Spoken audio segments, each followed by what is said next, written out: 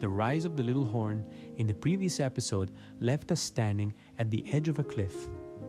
The identity was revealed, the system exposed, the prophetic fingerprints undeniable. But prophecy never stops at who.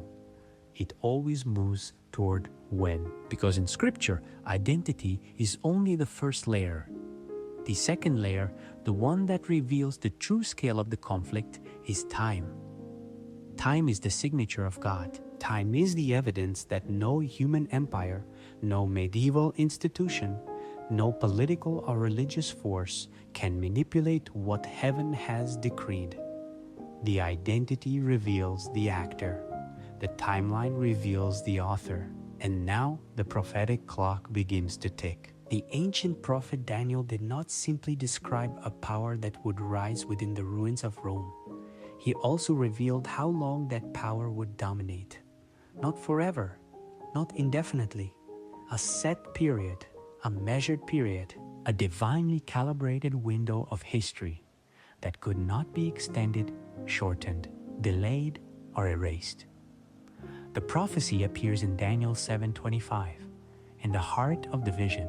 After describing the rise of the horn, different from the others, the prophet declares that this power shall speak great words against the Most High, shall persecute the saints, and shall intend to change times and law. And then, the prophecy gives the time. Not a vague era, not a poetic expression, a specific duration, and they shall be given into his hand for a time, times, and half a time, Daniel 7:25. This is the moment where the tone of the vision shifts. We are no longer dealing with mere symbols. We are dealing with the prophetic calendar that heaven has set. A countdown begins. But the language requires interpretation, a biblical interpretation, not speculative, not philosophical, but consistent with Scripture itself. Time, times, and half a time, 3.5 prophetic years. But Daniel is not the only one who uses this formula. Centuries later, the Apostle John on the island of Patmos receives visions that mirror Daniel's structure with surgical precision. In Revelation 12:6, John records that the God's faithful people would be protected in the wilderness for 1,260 days. Later in Revelation 12:14, the same period is described again as a time, times, and half a time. And in Revelation 13:5, speaking of the same persecuting power, if this word is encouraging your faith, hit like and consider subscribing. It truly helps the message go further. God seals this measurement 3 times in 2 books separated by hundreds of years, written by men who never met, living under empires that never imagined one another. Yet the message aligns with absolute precision. The little horn, the medieval church-state power, would rule for 1,260 prophetic days. But the question is, what does a prophetic day represent? This is where the Bible interprets itself. God embedded the key inside Scripture long before Daniel or John ever wrote. In Numbers 14:34, when Israel refused to enter the promised land, God declared, "For every day you explored the land, 40 years shall you bear your iniquities." 1 day equals 1 year. Later, in Ezekiel 4:6, the Lord instructs the prophet, "I have appointed thee a day for a year." This principle is not invented by theologians. It is a rule established by God's own mouth during prophetic judgments, and every major chronological prophecy of Daniel follows this pattern. The 70 weeks of Daniel 9 for 190 years. The 2,300 evenings and mornings of Daniel 8, 2,300 years. And now, the 1,260 days of Daniel 7. The prophetic day-year principle is not optional. Without it, the timelines of Scripture disintegrate. With it, they align perfectly with recorded history. It is one of the clearest evidences that prophecy stands outside human manipulation. So when Daniel says time, times, and half a time, he is not describing 3.5 literal years. He is describing 1,260 years, not days. Years. A vast period of dominance. A medieval era where a religious political system would overshadow kings, influence laws, persecute dissenters, and reshape worship across continents. And the question becomes, when did the clock start? The prophecy itself provides the clue. The little horn does not begin its prophetic period when it simply appears. It begins the countdown when it receives authority. Civil authority, legal authority, coercive authority. It is not enough for a religious institution to exist. It must possess power backed by the state. That is the moment when the saints are given into its hand. This is crucial. Without civil authority, the little horn cannot fulfill the actions described. It cannot persecute. It cannot change times and law. It cannot exert dominion over kings. It cannot rule. Existence is not authority. Influence is not dominion. The prophetic clock begins when church and state fuse together, and the throne of Rome becomes a religious throne as well. History records that such authority was consolidated in the year 538 AD, when the last of the opposing tribes, the Ostrogoths, fell, abandoning the city of Rome under pressure from the imperial forces that supported the bishopric. For the first time, the system identified in Daniel 7 possessed uncontested political and religious authority in the West. A throne that had once belonged to emperors was filled by a religious authority. A new era began. This is the moment where the prophetic countdown begins. 5, 3, 8. The clock starts ticking. And once the clock starts, nothing can stop it. No army, no rebellion, no decree, no empire. For 1,260 years, the period unfolds like a shadow stretching across medieval Europe. It is not an age of silence, it is an age of dominance. The power Daniel described as different, a power that is a church and the state, shapes kingdoms, crowns emperors, removes rulers, establishes doctrines, regulates worship, and reinforces tradition and redefines the boundaries of spiritual life. The prophetic timeline is not abstract.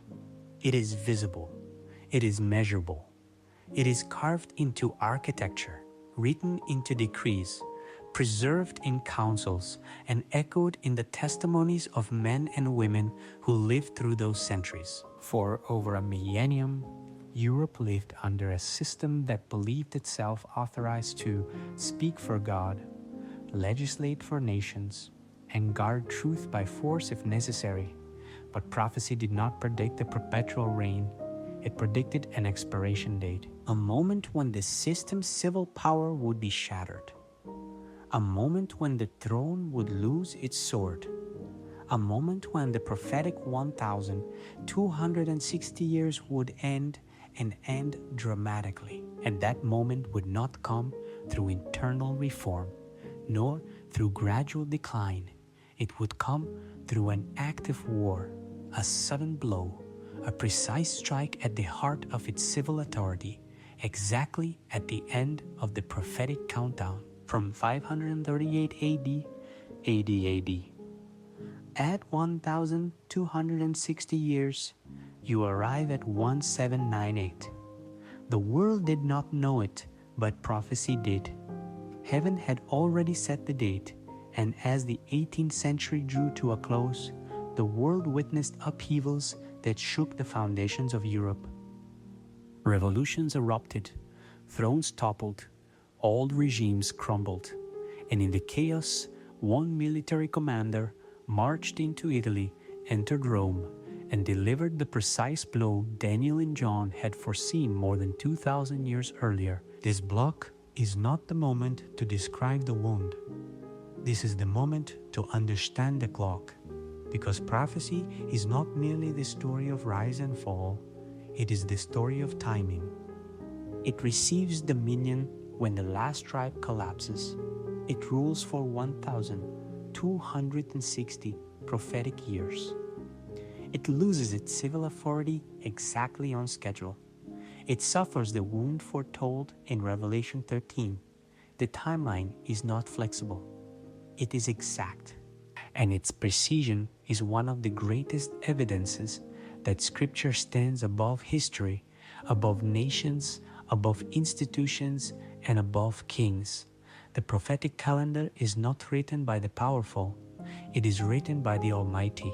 Kevin saw fulfillment, and the 1,260 years, measured by Daniel, confirmed by John, grounded in the day-year principle given through Moses and Ezekiel, became one of the most dramatic prophetic periods ever recorded. But we have not yet reached the climax, because prophecy does not end with a fall.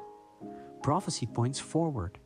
The same verse that predicts the wound declares something deeper, darker, and more astonishing. The wound would heal, and the world would marvel, but that belongs to the next scenes. Here, in the quiet before the turning of the page, we stand before the prophetic clock, a clock that began in 538, ran for 1,260 years, and struck its final hour in 1798. Time has spoken. History has obeyed, and prophecy now prepares for the next. The prophetic timeline had reached its limit. From the moment civil authority was handed to the religious throne in 538 AD, the countdown began. 1,260 years, no more, no less. Every year that passed was another stroke of the prophetic clock. Empires shifted, kings rose and fell, continents awakened. Revolutions burned through the world, but the system described by Daniel remained seated. The little horn held its dominance, not peacefully, not quietly, but powerfully, confidently, authoritatively. Yet prophecy had already spoken. Its dominion would not last forever. There would come a moment, a precise moment, when the system that once crowned emperors and commanded nations would be confronted, not by a rival church, not by a political rebellion, but by the hand of providence operating through secular history. And that confrontation would be so sudden, so dramatic, and so humiliating that Scripture could only describe it in one way: a mortal wound. Revelation 13:3 declares, "I saw one of its heads as if it had been mortally wounded." This is not poetic language, it is prophetic. A wound so severe that the system's power, especially its civil authority, would collapse. Not destroyed, not erased from existence, but struck, disabled, temporarily disarmed. To understand this moment, one must step back into the world of the late 18th century, where political earthquakes shook every throne in Europe. Monarchs who once felt invincible trembled. The old system of divine right kingship, intertwined with ecclesiastical authority, began to crumble from within.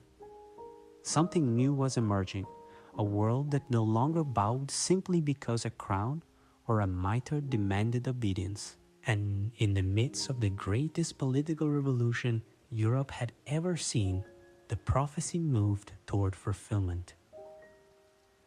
The French Revolution did not begin as a theological movement. It began as an explosion of rage against centuries of exploitation, corruption, aristocratic privilege, and institutional power. But revolutions rarely stay small.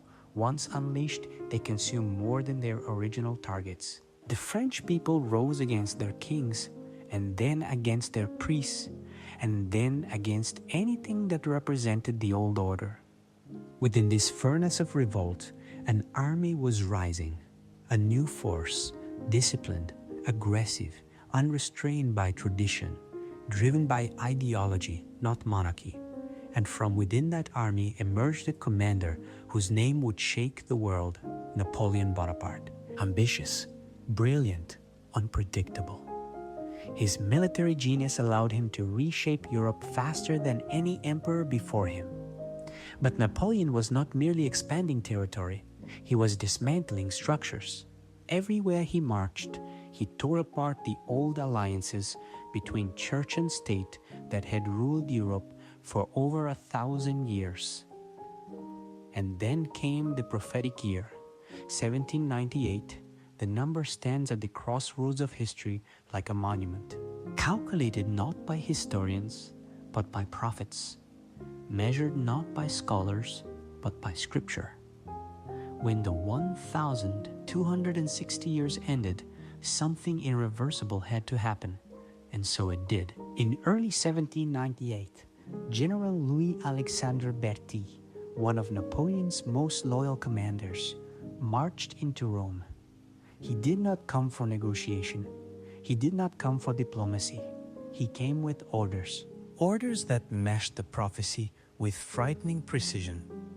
The ancient religious political throne, which had influenced kings, issued decrees, and governed vast territories, was stripped of its civil authority.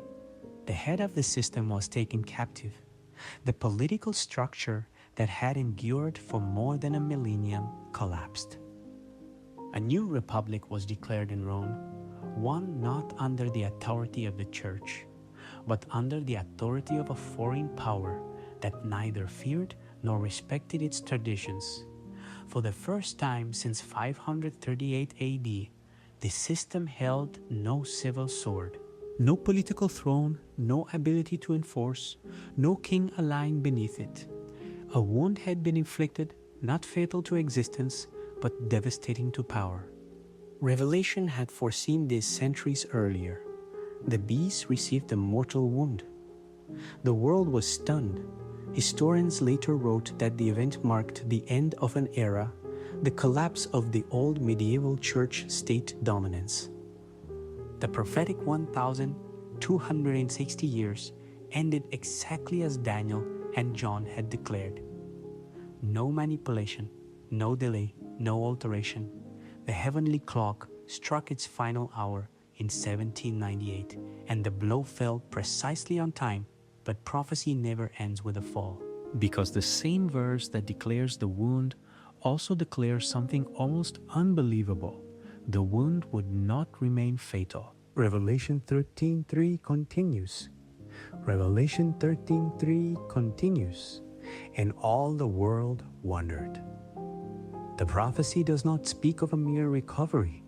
It speaks of global influence, worldwide fascination, a restoration that reaches beyond medieval Europe. The wound would affect the civil authority of the system, but not its spiritual presence. And after a time, after the world had shifted into a new geopolitical landscape, the wounded power would rise again, but not yet. That is for another episode. Here, in the aftermath of 1798, the prophecy stands fulfilled. The political power collapsed. The throne fell. But something deeper happened, something often overlooked. The wound did not merely end a political era. It created a vacancy in the world, a vacuum, a void of power. The old religious political system dominated Europe for centuries. Once removed, nothing immediately filled the gap. New ideologies were rising: secularism, nationalism, republicanism. Old monarchies were weakening.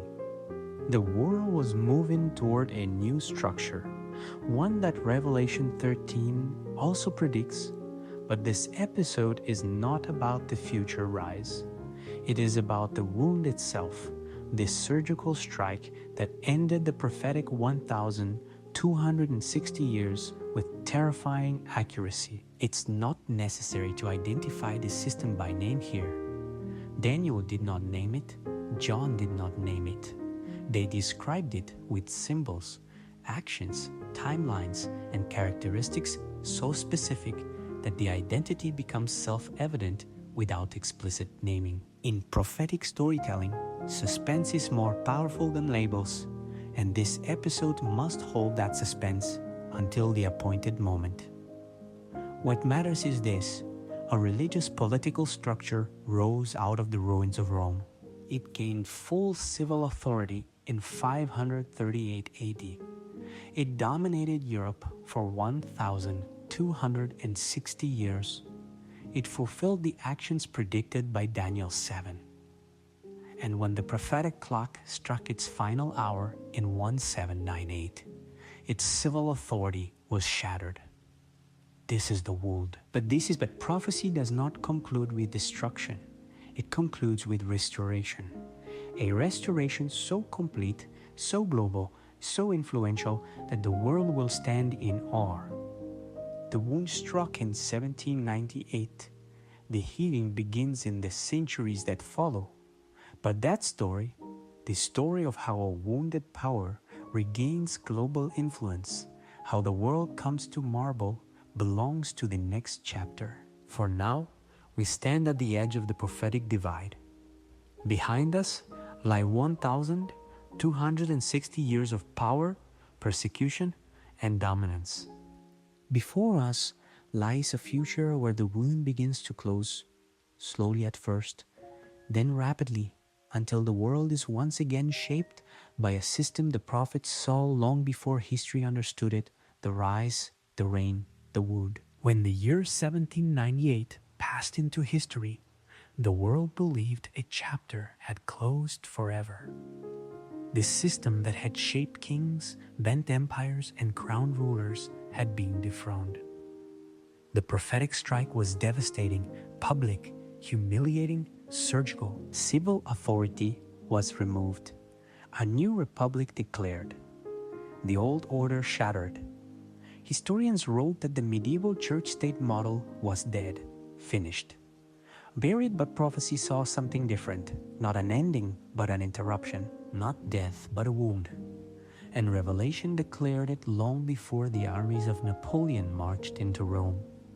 The beast received a mortal wound, but the wound was healed, not replaced, not abandoned, not forgotten, healed. To understand the restoration, one must begin with the aftermath of the wound. Because the moment the system fell, the world didn't simply replace it with a new form of religious authority. It shifted. The old alliances between altar and throne dissolved, monarchies weakened, revolutions spread. New ideologies rose from the rubble. The political map of Europe began to redraw itself with almost chaotic speed. The power that once sat above kings now found itself powerless, surrounded by governments who no longer feared it. The once mighty throne became a symbol, respected by some, ignored by others, ridiculed by many. And though the world assumed its influence had ended, something unexpected began to take shape. The system adapted, not through armies, not through decrees, not through crowns or civil punishments, but through diplomacy, through influence, through subtle, almost invisible reconstruction. A wounded power does not roar. It whispers, it waits, it rebuilds, and that is exactly what happened. In the decades following 1798, a profound transformation occurred. A transformation so gradual that the world hardly noticed it. The system that had once clung to civil authority began discovering a new path, one that did not require the sword. It began reclaiming moral influence, then cultural influence, then political influence. At first, governments treated it as a relic of a fading age, a historic institution, nothing more. But history does not ignore influence forever. Slowly, leaders began seeking its counsel again, not for decrees, but for legitimacy. Nations began restoring privileges, returning lands, re-establishing diplomatic relations. And while Europe rebuilt itself after years of revolution and war, the system rebuilt itself too. Quietly, patiently, methodically, the wound was closing. not by force, but by relevance, not through threats, but through presence, not by controlling kings, but by shaping nations. Prophecy, as always, had seen farther than history, because the book of Revelation does not merely predict a healing. It predicts something even more astonishing, and all the world marveled. The influence of the system would rise, not simply in Europe, but across the entire globe. A worldwide admiration, a global fascination. A return to prominence so profound that nations, secular and religious, democratic and authoritarian, would turn their eyes toward the once wounded power. But how does a system that lost everything regain worldwide attention? Not through the path of the past, not by reviving medieval structures, but by becoming something the world longs for.